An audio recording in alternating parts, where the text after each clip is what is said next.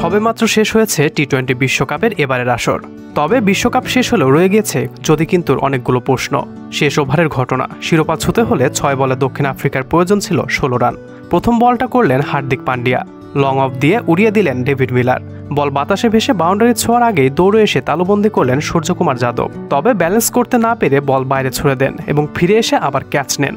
তবে মূল সমস্যাটা হয়েছে ক্যাচ ধরার সময়, কেননা বাউন্ডারির রোপ মূল সীমানা থেকে সরেছিল। যদি বাউন্ডারি লাইনের দড়ি মূল সীমানা থেকে সরে গিয়ে থাকে সেক্ষেত্রে আইন কি বলছে?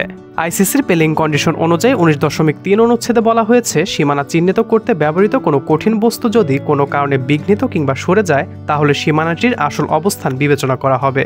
আবার 19.3.2 অনুচ্ছেদে বলা হয়েছে, সীমানা চিহ্নিত করতে ব্যবহৃত কোনো কঠিন বস্তু যদি কোনো কারণে বিঘ্নিত কিংবা সরে যায় তাহলে যত দ্রুত সম্ভব তা ঠিক করতে হবে।